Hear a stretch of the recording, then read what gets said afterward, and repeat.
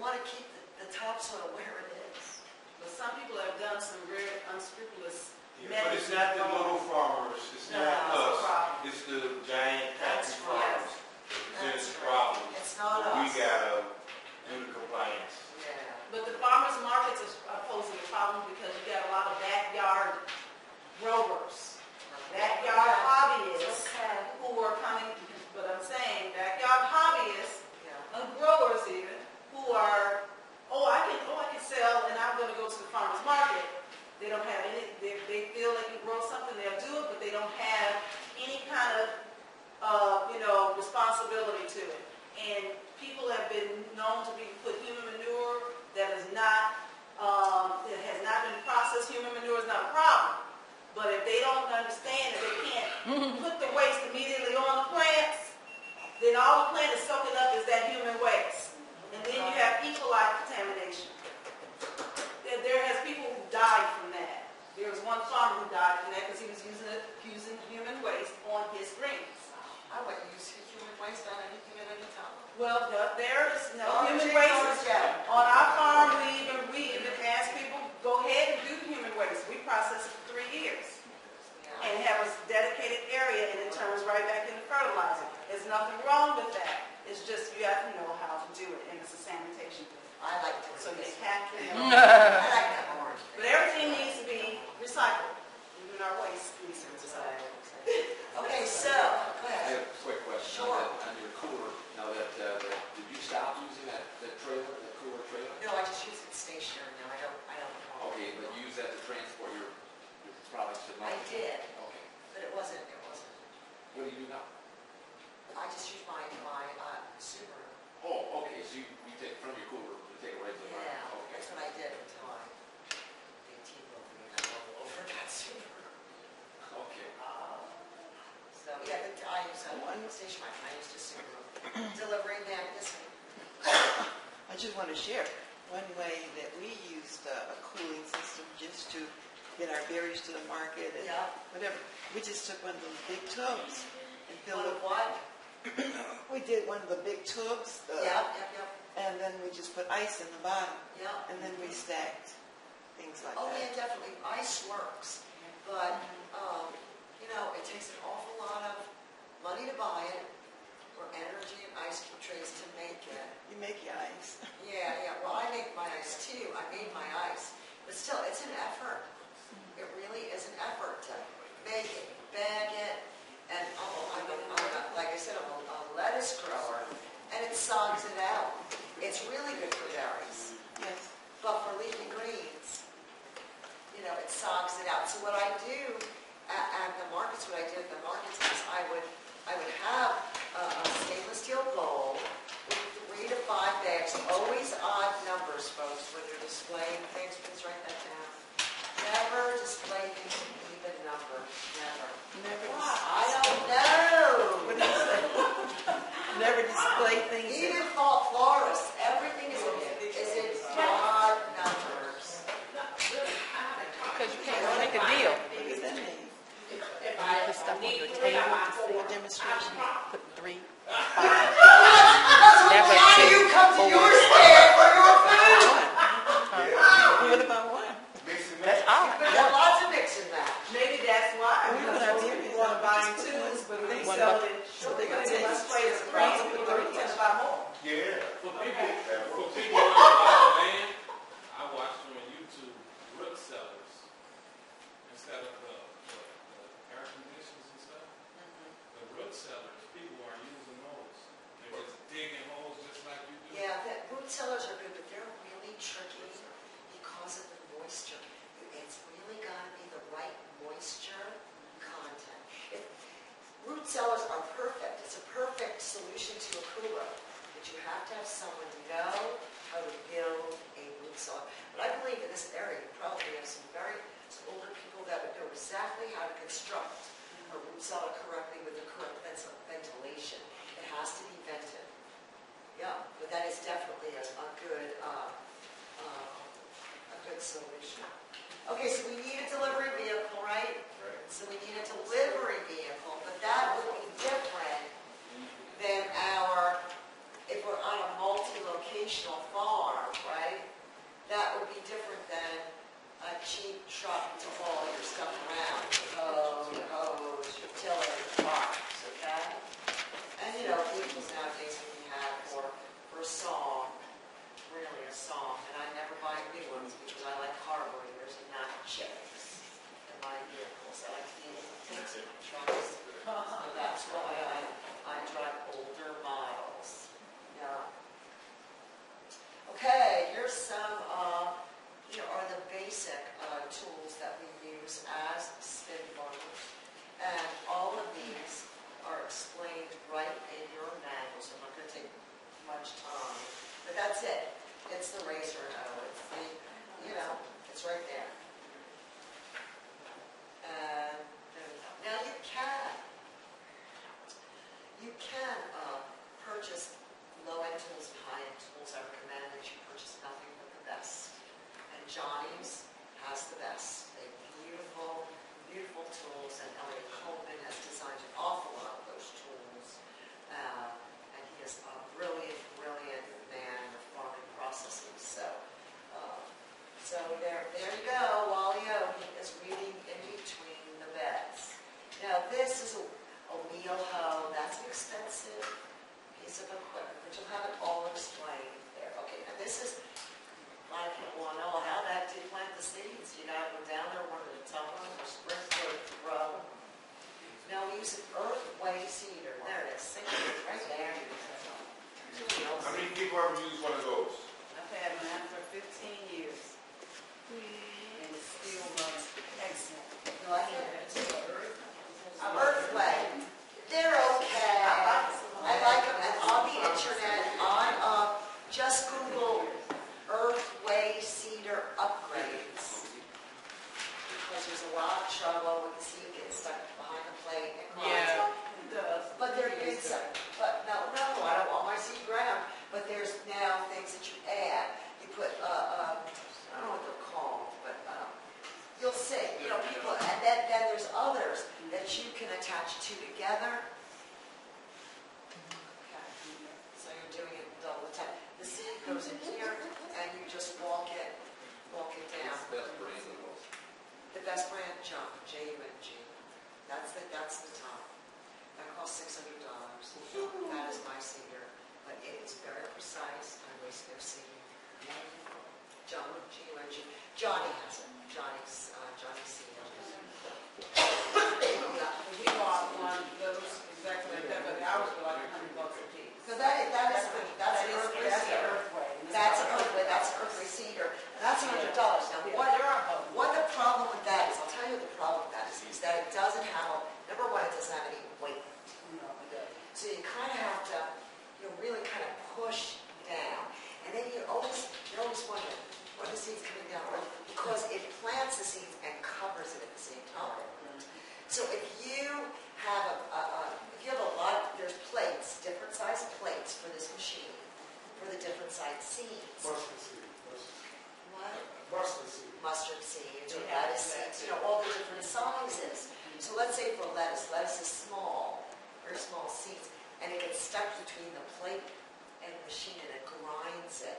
And then you have irregular sowing of the seeds, and that makes me really crabby. When I go out there and half of my bed looks like, what the hell was she on LSD? There's nothing here, there's nothing here. Makes me crabby. So after 2 years of that harebrained thing, I finally broke down and bought myself a Jump, $600. It's heavy. And it's very, very precise. Not only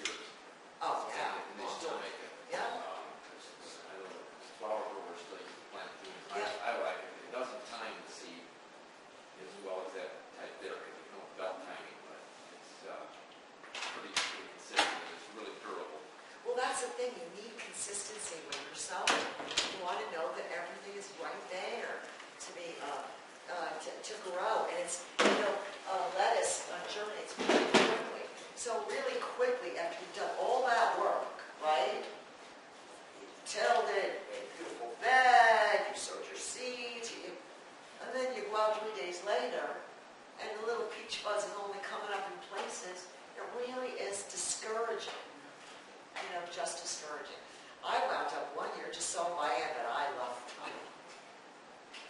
I swear, I think I was from Thailand, because I could sit like this probably 6 days.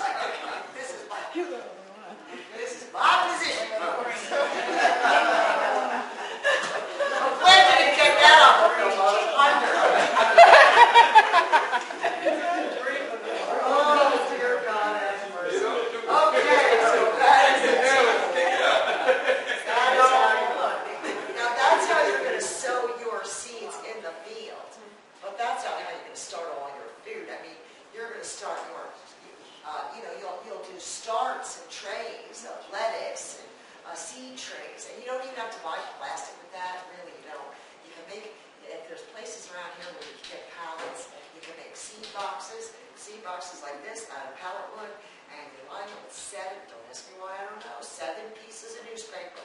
You put soil in there, and then you plant rows, you sow those seeds in rows, And then, when those babies come up, and they get their true leaves, 2 or 3 leaves, or popping their heads up, they're like toddlers, then you'll pop them up with a popsicle stick, and if the time is right, you can plant them right out, but you'll probably plant them in, a tray with 70 holes, So you're already starting your crops in February, so that the first time that you get 40 degrees at night for 5 days, it's showtime. You get to go out there and put all those plants in. So you continually are starting things in trays and sowing, when you can't sow. Like in the summer, you're starting all your fall crops. So that by the time, it's time to put some kale out there again, she's already big. You're not going to go out there and just put a seed in, so. All right, so that's how we plant all those seeds. Irrigation, very complicated. Here we go. There it is. That is my irrigation. Yes, I am the queen of hoses. I operate my entire farm on one hose spigot. Splitters and this, and because your farm is going to have different areas, different needs for irrigation. If you're going to have tomatoes, they don't like their heads wet. They just want their feet wet. They just want their roots wet. All right, it rains. They put up with that, but don't do overhead with them. They don't want it. So you're going to have areas where you'll have drip irrigation. So the key is, this is all you have to need to know. You need to bring out a main line. And a main line is from your spigot to a central point on your farm. Everything else is like Grand Central Station. We'll take off from there. Now on my farm, I have 7 stations, right? 7 stations, and they're all on toppers. So when I have to do my rounds at night, start at 4:15 in the afternoon, because I'm creeping over the yard on. I'll start one, put on 40 minutes, just go to the next, But I found for myself, because I'm on a mountain and it's all tire fence, I used green metal T-poles, like you used to fence in cattle. And Lowe's actually sells it. It's a overhead, but it goes on top of that T-pole. It's built for that. So you get a lot of height. It's like those big monsters out there, but in a much smaller variety. So you don't have to buy those spiders. And I saw the whole way down here. You can just have it this way. And so yes, I have 7 stations. One station is just drip. Was drip because it was the tomatoes. And that configuration is going to change every year. Because you're not going to grow the same crops, at least the heavy feeders. Like let's say you're going to grow tomatoes did the year before, because it's already taken all the tomato goodness out of the soil. So you have to replenish it with different, different things to integrate and environment. So irrigation is very simple. Hoses, only buy rubber ones, because the plastic ones, they're for garbage. And with the fittings, I don't know. You can't find too many brass fittings anymore. The plastic ones, you're lucky if you make a season out of it. So don't get discouraged or disgusted, just buy. Now, is that a deep well, or is that connected to your house? That is my well. From your home. My home, yes. So that's not city water? No, it's not city water. Oh, okay. So do we need wells, or can we use city water from Well, our? city water has to be by law, a 70 pH has to be. Yeah. That's the advantage of city water. But doesn't it have the chemicals like the fluoride and the chlorine in it? How does that play into watering the plants? I mean, you're not going to remove the chlorine from city water, but city water started as an urban model, so it's functioning on a very high level with chlorine and city water. And look, when you have those 100 acres, sometimes they're watering out of streams. What's floating? What's upstream?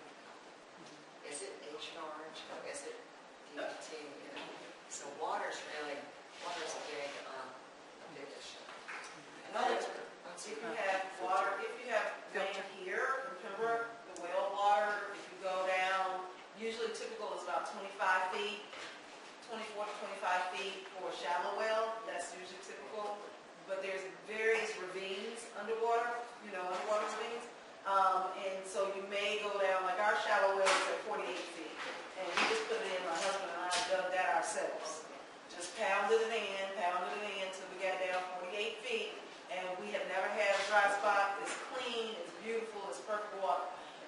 There are deep wells. We also have a deep well that's 200 and some feet that was machine put in.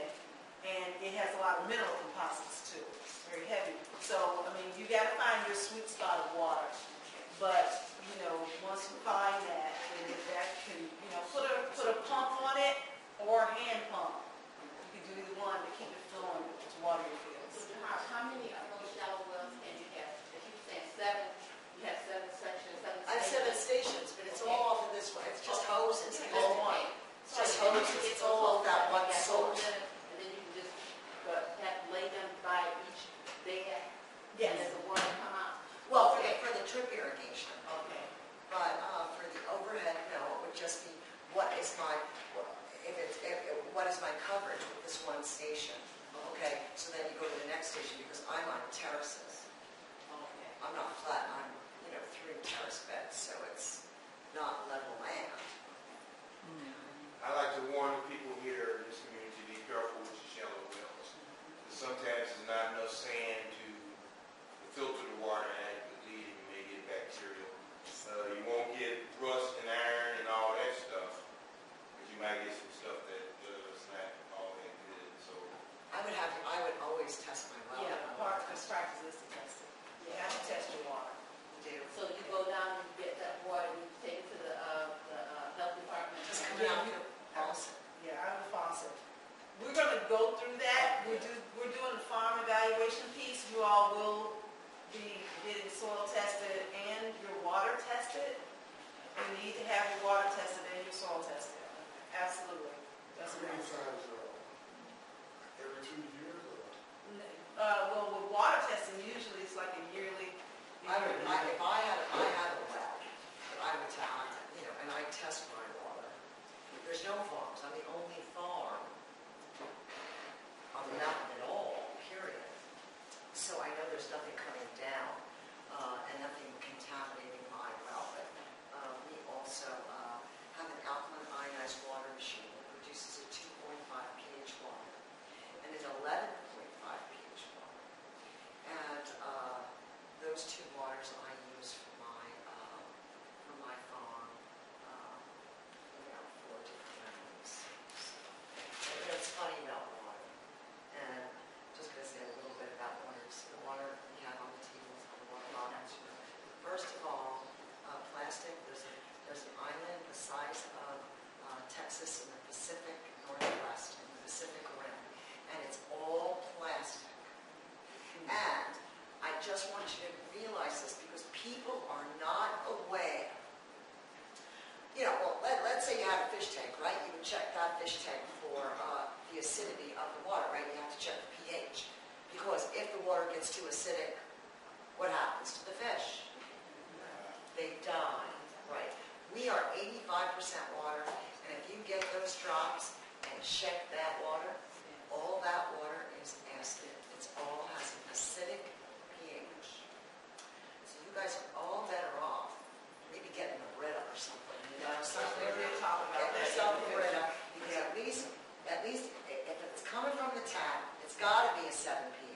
by law. Bottled water is not regulated. And furthermore, see these bottles? Just listen. Hear that?